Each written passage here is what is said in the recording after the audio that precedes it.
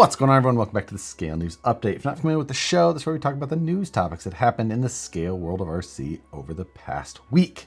If you enjoy the Scale News Update, hit the like button. Let's jump into this week's topics. First for this week, MIP has released the Gen II version of their tools. Those tools have been around for a very long time and just finally hitting a Gen II. Now, the tools themselves, fairly unchanged. What is new is that they've updated to kind of match the times with laser etching of the sizing on the tool area, not the actual shaft of the tool, but the black portion of it that either inserts into the handle or goes into your speed, tip, your driver, or whatever sort of thing you're using it with. And then they've also added an anodized ring to help you just quickly visually identify what tool you're looking for, like is common with many other tool brands at this time. MIP tools have always been super high quality, but they used to just send you like a little paper label that you then put on the tool and then put some heat shrink tubing over, and that was how you identified what the tool was. So not exactly at the level of the quality of their tools. That part of it just needed a little bit of work, and that's what they're doing. Beyond that, you'll still find the translucent amber handles, and this is a change that's being put across all of their tools, from their hex drivers to their nut drivers, as well as like the toe wrenches, all of those things. If you're looking to update a set of tools or go to something new, just pick up a quality set that you haven't done yet. Maybe you're newer into the hobby. These are definitely worth a look at. $17.99, $18.99 per tool, pretty much across the board, whether it's a speed tip or one with a handle. So you can go check those out. Those are listed on MIP's website, or you can find them already at distributors like AMAIN. Next, Element released a new version of the Enduro. This is the Bushido Plus, which it's pretty much just the previous Bushido with a handful of little changes and updates. I don't know if it's going to completely replace or if this is just going to be something alongside of it, which, depending on how you look at it, could be a little confusing. It's hard to say. But the Plus version gives you an interior tray, flat pan interior with a molded driver into it and a separate driver head. And then it also gives you a true fabric rear spare tire cover. There is no spare tire in there. It's just the fabric cover. And if you want to pull that off, you could mount a spare tire in its place. But for now, it's just got a cover over some like Lexan or foam or something along those lines. So adds that.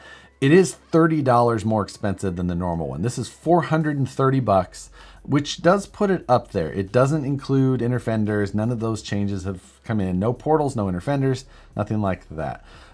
It does now go to the FlySky 2-in-1 ESC receiver combo in this. So you pay $30 more, but you don't get the separate receiver ESC setup like you do in the non-plus version of the Bushido. So 2-in-1s are, usually they can be looked at as something that's a cost-cutting measure. They put it out there, it's like, okay, it'll get you by, just cuts cost a little bit. But this one is more expensive and uses a 2-in-1. So kind of an interesting thing there. It does have bent links in the rear, and also it's in this new sky blue color. So if you're interested in a Bushido, well, this is if you're interested in a Bushido Plus, the Plus is an interesting way to identify this one. But Bushido Plus is available for pre-order now. I put a link to it in the description below. And speaking of Plus, FlySky has a new version of the Noble coming out, the NB4 Plus. This is initially teased. Noble has put out, or FlySky has put out a little bit of information on it, but nothing very super concrete. The full release of this is going to be in February, but what you'll see from the update is that you are going to get a brighter LCD screen on the radio, and you're also going to get a more racing inspired wheel. So I don't know if that's a huge deal to you or not, but you'll also get a higher capacity battery in there also. Beyond that, the Noble has definitely been a popular choice, growing in popularity over the last year or so since the release of the previous one. Maybe longer by now. I don't know. Time flies. But that one is going to be coming out in February. If you haven't picked up a Noble, you were thinking about it, maybe wait for the new one if it's still something you're interested in. Once we see final release information, if there's anything worthwhile to note, we'll circle back and talk about it. Axial came out with a new axle set specifically designed to fit the SCX Pro. These are the SCX 10 Pro portal axle sets. I'm not 100% sure if that's exactly how they're going to be called or what, if it's, it's still very AR45-esque, but it does use the tube and center pumpkin design that is from the SCX Pro. So these do come complete. So it's a front and rear axle set that you buy at once, and they're fully assembled at that. So you do get portals on that tube design with the center pumpkin. Now that center pumpkin, I doubt that there's been any changes since the previous one. Obviously that's been the weak point of the SCX 10 Pro axle design. So no running changes that I'm aware of at this point. They have been sent out to a handful of people, and I'm sure that you'll then start to see them available widespread and see if anybody is noticing any differences here shortly. But these also increase the track width significantly.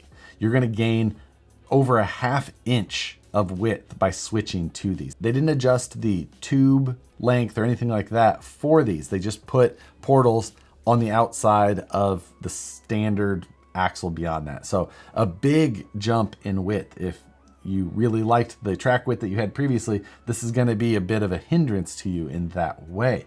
So this is going to put them within about maybe a ½ inch or so of a Capra axle. It's a big difference between the axles that they're previously running to these. It does mention though that you get almost 14 millimeters of ground clearance added along with it, as is standard with portals. So a little bit of information on that. Price is pretty good on these, $159 for a complete front and rear set. Not a bad price at all. These are currently listed as pre-order and shipping in February. New product from TGH. This is the Hack Stand.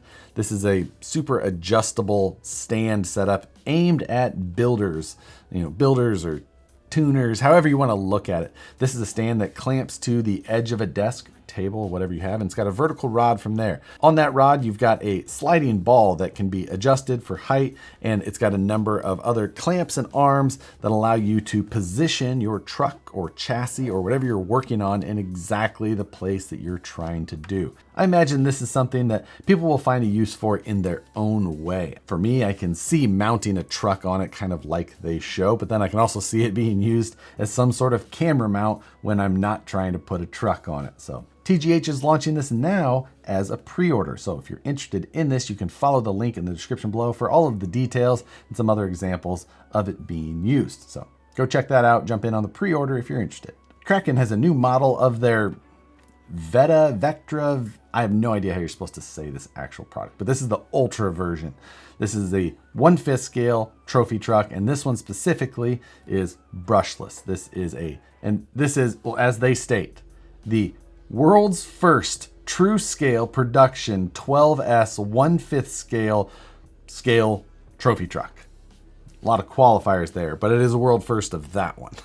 So anyway, there's only 20 of these being made, they say. 1 of 20, and at this time, the time of recording this at least, there's 4 of these allotments left of the 20. Now it does have the nice looking wrap on the outside. The 1/5 scale trophy truck is super cool. They've had this available in some sort, the gas powered version. I thought that they had a brushless version before. Maybe it just wasn't 12S capable, but it was the Vectra or Vecta, whatever, 0.5 TSCO trophy truck. Again, I'm not really sure how you're supposed to say their product names. They seem very confusing to me. I mean, they're pretty impressive looking, 1/5 scale, whatnot.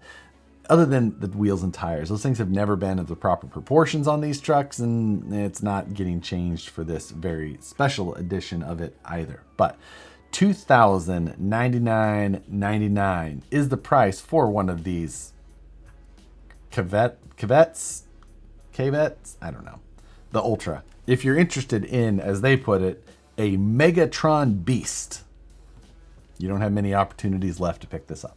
And next, RC 4-wheel drive has a new release of their old platform in a body we've seen before, but in white. This is the RC four-wheel drive TF2 1987 white Toyota Extra Cab. This is the long wheelbase version of this truck, and most of the other items seem to be pretty much the same. It's got the single speed R3 in it. Their same basic electronics, brushed ESC motor, stamped 1.7 chrome SR5 style wheels, which look fairly appropriate. Beyond that though, this looks very similar to me. Maybe there is some other differences. I did note that they didn't update the battery because the RC four-wheel drive Ready to Runs ship with a 6-cell nickel metal pack still. Just keep it and save the shipping weight. Stop sending nickel metal packs. The extra cab body obviously looks fantastic. I think the white is a great color. It's got the realistic engine cover underneath of the hood, which looks nice. That engine cover, same one that we've seen previously. And beyond that, again, pretty much the exact same thing with the TF2 we've seen for 10 plus years at this point. Even though it comes with a nickel metal pack, that super nice paint job doesn't come without a price. This one's $569.99. And also don't forget this Wednesday, live stream takeover, 6 p.m. Pacific, 9 p.m. Eastern. We're mere weeks away from starting the 4th year of that show with never missing a Wednesday. Count on it like the mail. More count on it better than the mail. For this week, I want to throw out just a general question. What is your next project? Not the one that you're working on now, the one you're just trying to get finished up or, maybe just started. I want to know what's the next one and what's your goals for it. Pie in the sky, whatever it may be. Let me know what you're thinking about working on next. With that, as always, I appreciate you guys for watching the Scale News Update every Tuesday. If you enjoyed it, hit the like button, subscribe if you're not already, and hit the notification bell so you see the videos as soon as they get uploaded.